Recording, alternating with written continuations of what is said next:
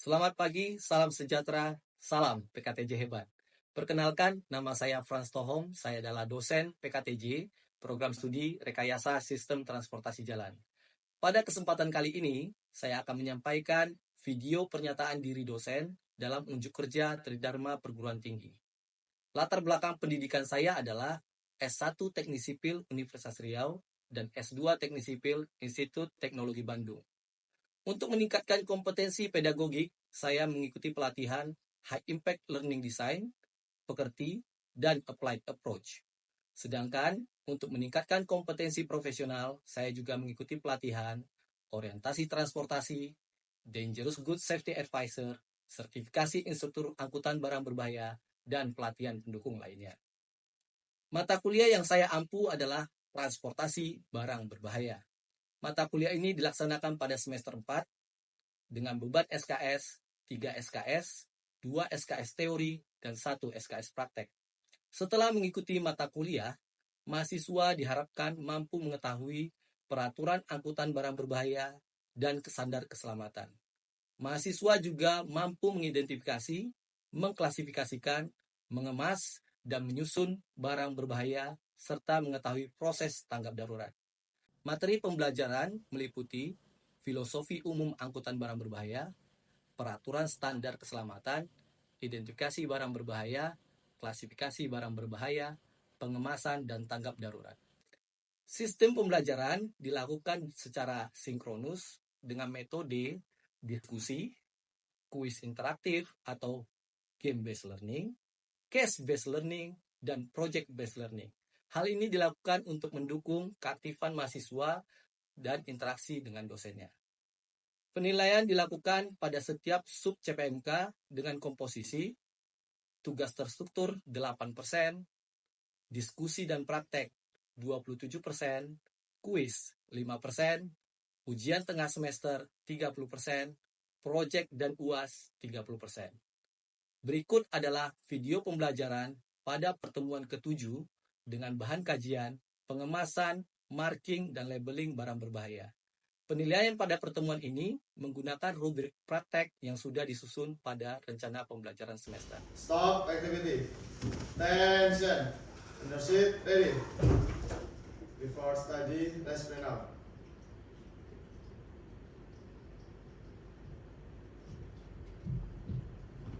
Finish. And is. Good morning, sir. Good morning, everybody.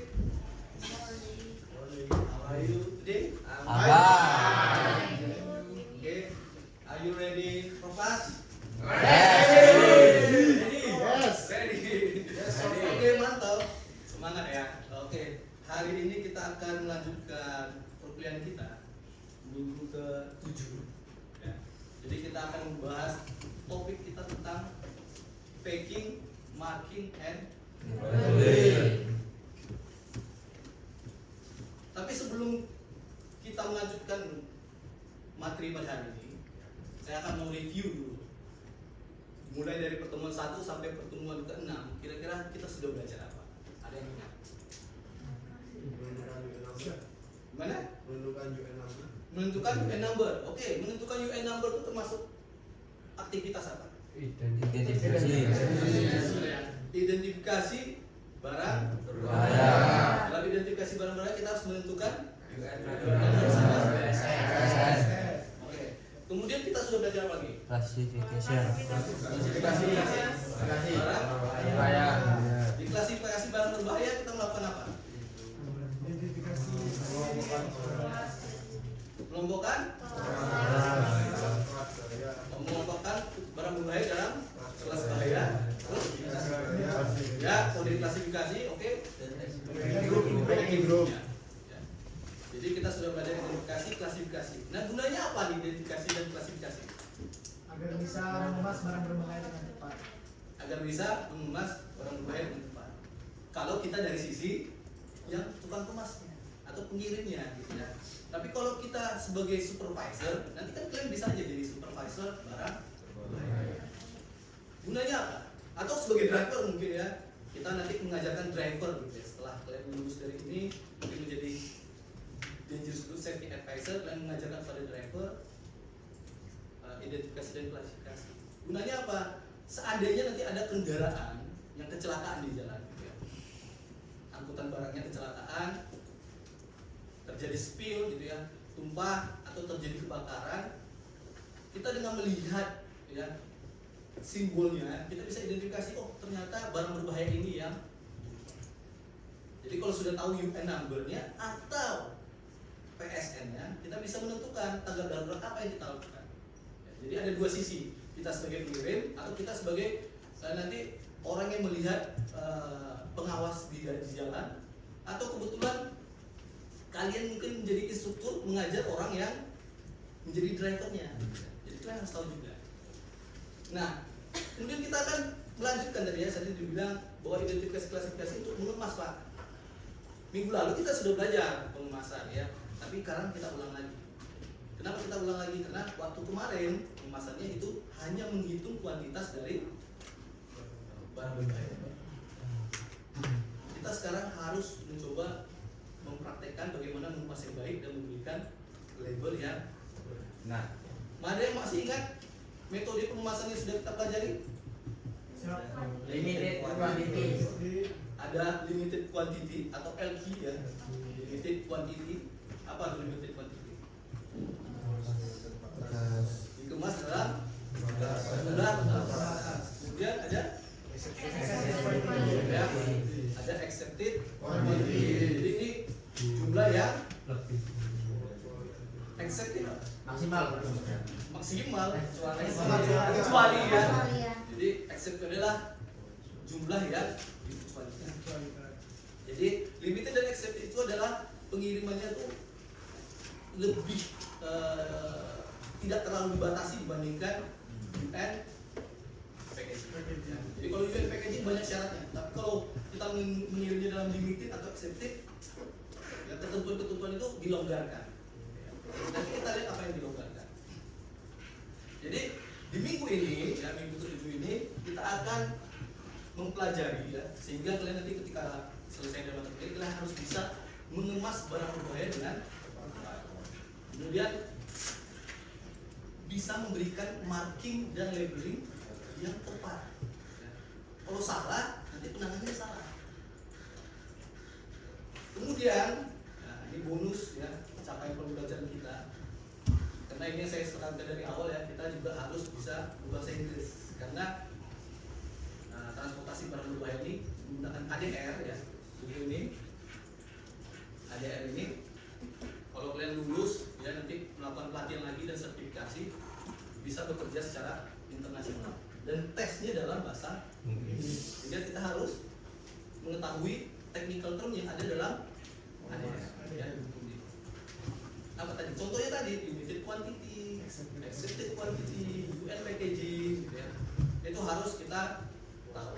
Misalnya bahan peledak ya, berarti apa? Bahan peledak eksplosif ya, dan sebagainya.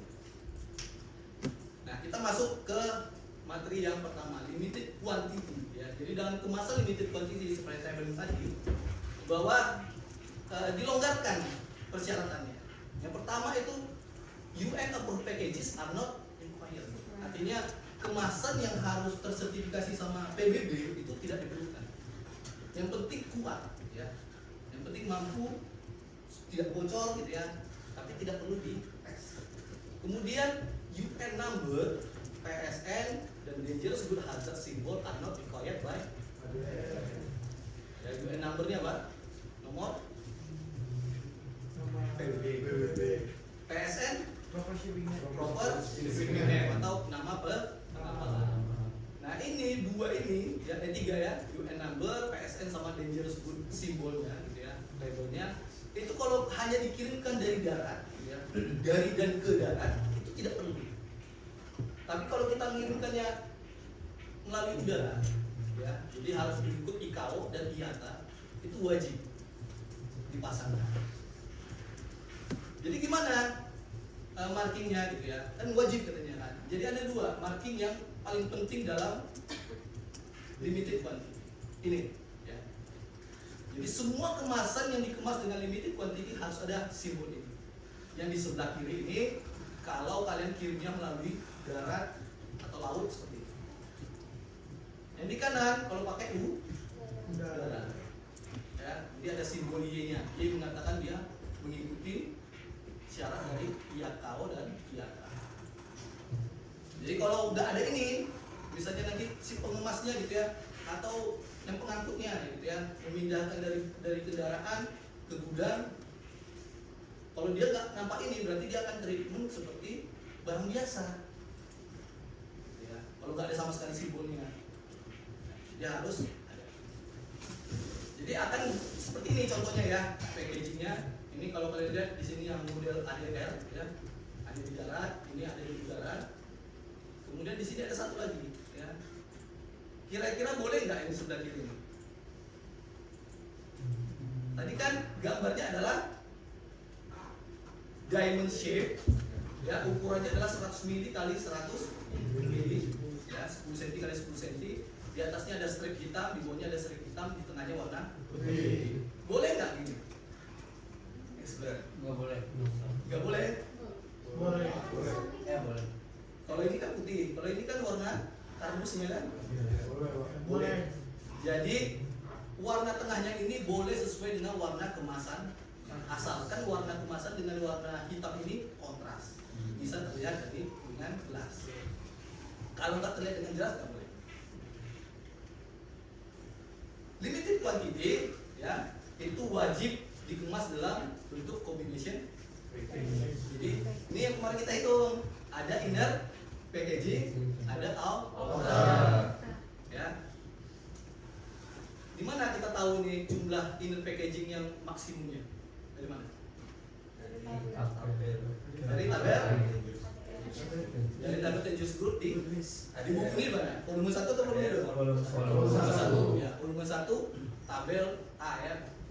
Jadi di sana ada keterangannya limited quantity dan accepted quantity di kolom berapa? Coba dibuka. Kolom 7A dan 7B. nah di 7A itu ada jumlahnya ya. Kemudian ada outer package. Outer package-nya ini ya, fiber buat kotak kardus ini. Jadi dia wajib di kombinasi, ada inner packaging, bisa plastik, botol plastik, bisa botol kaca, bisa botol keramik ya, atau batu, boleh asap, tapi tetap harus dikemas ada outernya. Atau boleh juga kalau ketentuan yang memenuhi dikemas dalam bentuk shrink wrap tray. Tahu shrink wrap tray? Nggak tahu ya? Belum. Nah, tapi kalau saya tunjukkan pasti tahu. Pernah lihat? Ya, seperti kita beli minuman kaleng. Ya, minuman kaleng.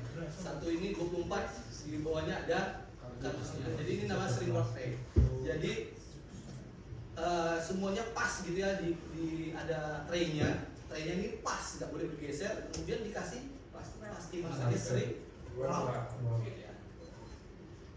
Tapi kalau kita kemas dalam bentuk shrink wrap tray itu cuma maksimumnya 20 kilogram. Kalau dia combination itu bisa 30 kilogram. Ini bedanya. Ya.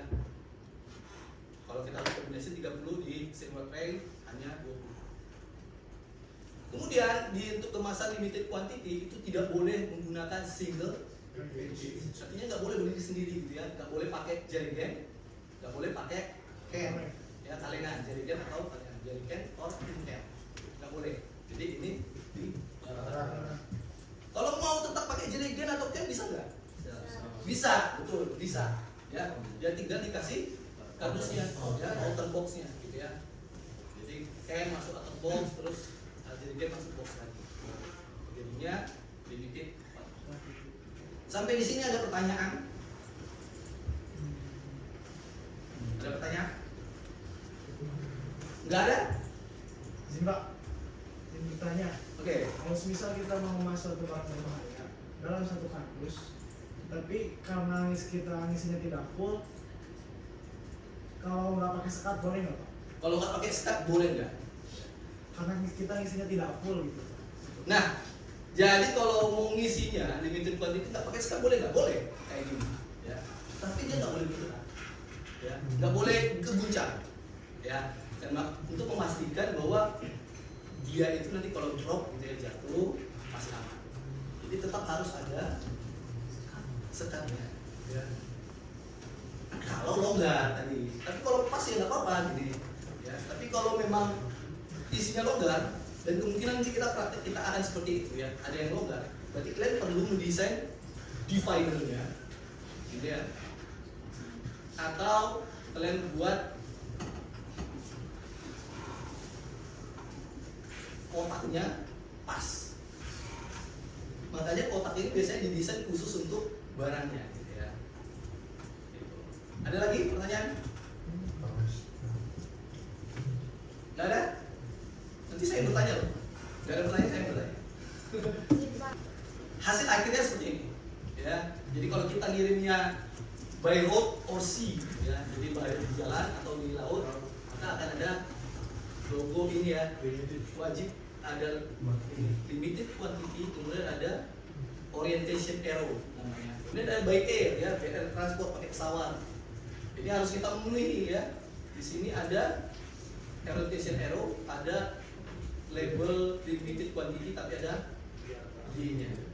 Dinyatakan dia memenuhi syarat dari kiata. Kemudian ada label bahayanya. Jadi kalau di sini nggak ada label bahayanya, di sini harus disampaikan label bahayanya.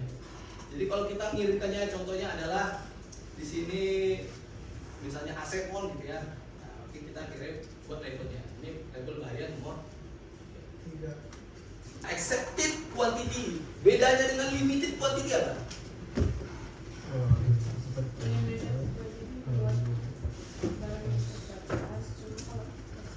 Gimana? Limited quantity untuk barang yang terbatas, cuma kalau accepted quantity buat pengelasan yang kecuali dari yang Misalnya yang pertama ya, UN approved packages are not required. Sama ya dengan limited ya. Tapi dia harus memenuhi ini drop test dengan leak proof test. Drop test sama leak proof test. Drop test itu yang mana ya? Jadi harus ada kemasan. Ya, kemasan ini dan isinya barang berbahaya ini dijatuhkan dari 1,2 mili. Ya. Kalau dia pecah berarti enggak. Kemudian leak proof test ya, leak proof test itu kamu punya ya, semprotan air gitu ya, itu disemprot. Kalau dia rebus terus melenyot gitu ya, itu nggak lolos tes. Tapi dia tidak perlu sampai dapat UN certification ya. Bintang-bintang. Oh ya. Ada bintang-bintangnya artinya apa ya? Bintang yang pertama ini ya, itu untuk kelasnya. Jadi kayaknya ada. Nih, primary class number. Jadi kelas bahayanya mana? Makanya berguna tadi identifikasi dan klasifikasi sudah terpelajari. Jadi kalian tahu di sini kelasnya berapa. Kemudian bintang yang nomor 2, ini bintang-bintang, itu adalah nama dan alamat. Ya. Boleh konsigni, boleh konsignor atau simpenan. Kalau tidak ada di package-nya, kalau udah ada di package-nya nggak perlu diisi. Ya. Jadi kalau kayak gini tadi hasilnya ya, di sini sudah ada shipper name-nya dan address, di sini nggak perlu diisi lagi. Tapi kalau di sini nggak ada, berarti di sini harus diisi. Tapi kalau yang primary class number harus wajib diisi. Ada lagi pertanyaan? ini Pak, kalau pengelasannya kecil tapi terus labelnya besar itu bagaimana? Kalau kemasannya kecil Pak gimana? Ya. Jadi ini secara ukuran ya, good ya pertanyaannya. Ini 10 cm dikali 10 cm. Kalau kemasan kita 7 cm kali 7 cm, muat nggak? Enggak. Ya. Jadi ukuran ini diperbolehkan untuk diperkecil. Ya, diperkecil. Tapi maksimumnya, bukan maksimum ya, minimumnya itu 5 kali.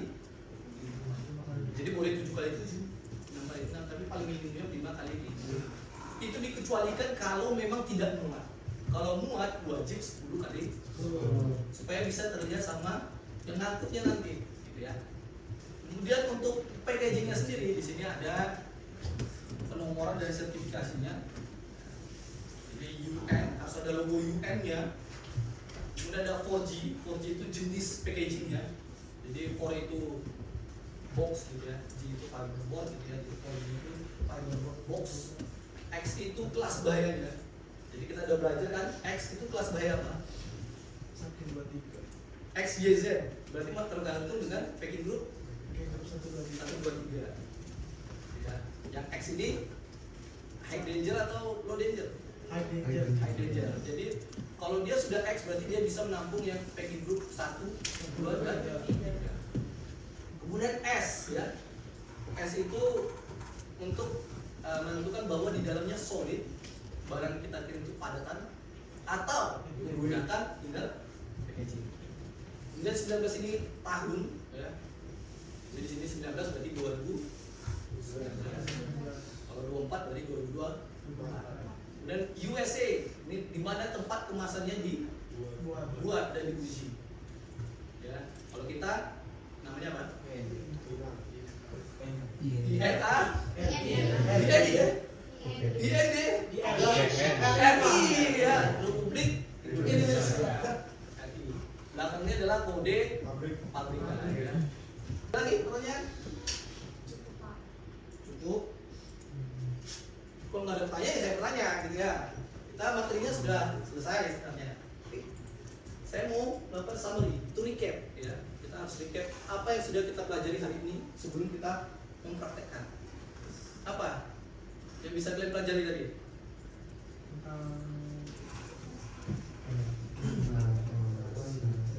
Tadi pertama kita bahas apa? Macam-macam pengemasan. Oke. Terus lagi? Yang macam pengemasannya apa? Unit quantity dan sama unit packaging. Masing-masing punya marking yang harus dipenuhi. Itu yang bisa saya sampaikan ya secara materi teorinya. Kita lanjutkan ke prakteknya ya.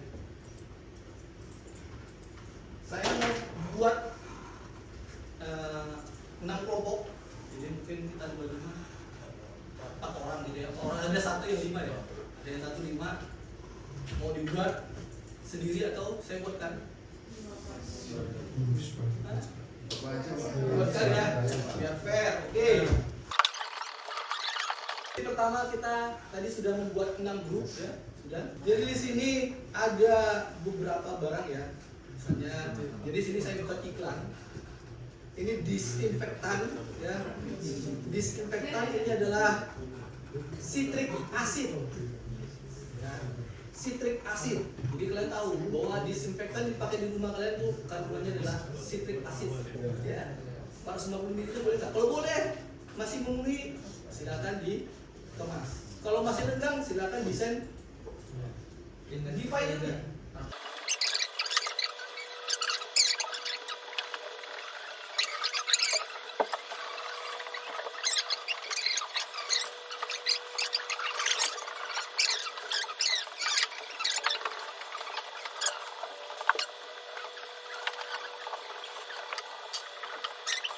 Pengemasan limited quantity, tapi harus dicek dulu kuantitinya memenuhi atau tidak.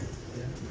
Oke, silakan perwakilannya mengambil material yang dipakai. Dia cari ngambil yang sudah dicoba. Boleh ini. Saya tantang yang ngambil iodin, boleh nggak saya kemas bersama dengan Ayo. Boleh. Enggak, cek dulu, boleh atau tidak. Kalau boleh, kita nanti diskusi. Berarti mau dipakai itu 30 ml bisa nggak? Bisa. Harus dibagi-bagi. Jadi maunya gimana? Kan? Jadi daripada dibagi-bagi, bagus langsung kirim 100 ml.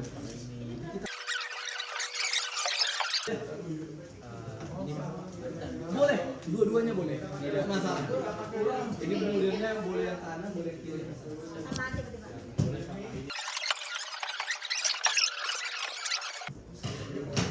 Grup 1 boleh nggak? 6.1 grup 1 dengan 8 boleh nggak? 8 plus 3 Boleh. Kalau dia grup packing berdua boleh juga, jadi nggak perlu takut. 3 boleh, berarti boleh. Secara bahaya boleh di. Sekarang yang cari yang ayo di boleh mix packing ya. Yang ini boleh mix packing. Apa ini bahan MP10 Pak? yang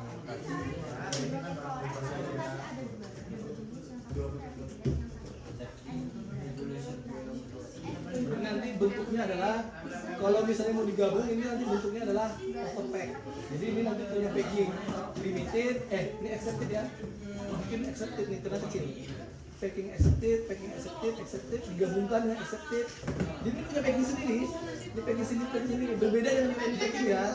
Ini packing sendiri baru overpack. Packingnya sekali. Boleh.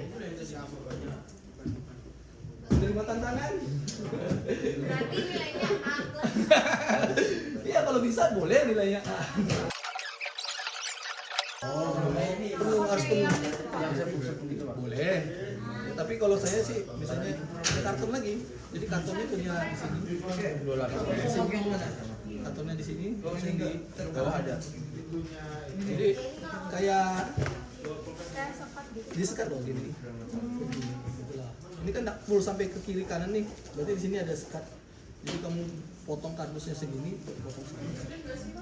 Dan di sini, dan di atas juga.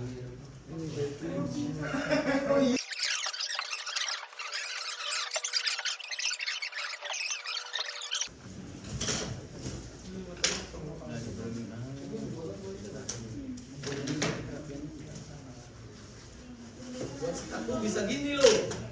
Ya. Jadi dipotong setengah-setengah gitu. Jadi kamu bisa masukkan di sini. Sela-selanya. Ya. Jadi nggak harus kecil kemasannya kalau berapa? Terus snapnya dirapiin dari berapa meter? Nah, ini kurang ya. Kurangnya itu ya Pak. Nah, karena liquid pada panelnya sudah ada 2, oke ya. Ini dikirim dengan garas limited ya. Kalau garas limited sini sebenarnya nggak perlu. Tidak wajib. Diperbaiki lagi.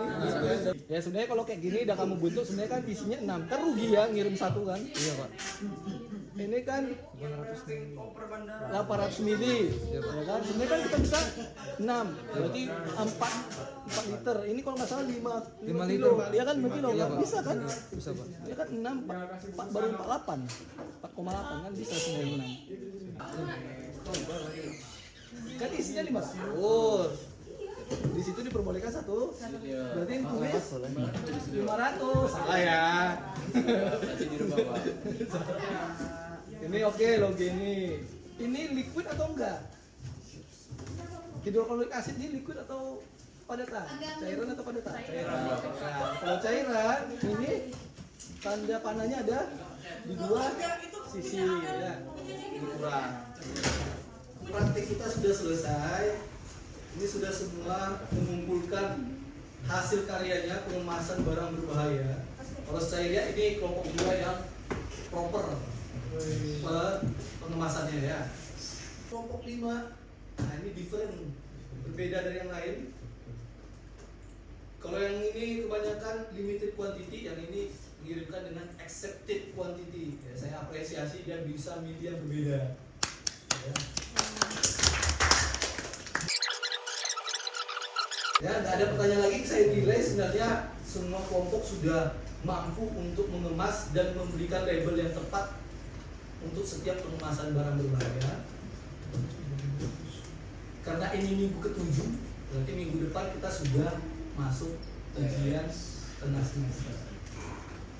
Jadi dipersiapkan baik-baik, dipelajari lagi apa itu identifikasi, apa klasifikasi, bagaimana cara mengemas dan bagaimana menghitung jumlah kemasan. Saya kira itu saja pelajaran kita hari ini. Saya tutup. Terima kasih dan sampai jumpa.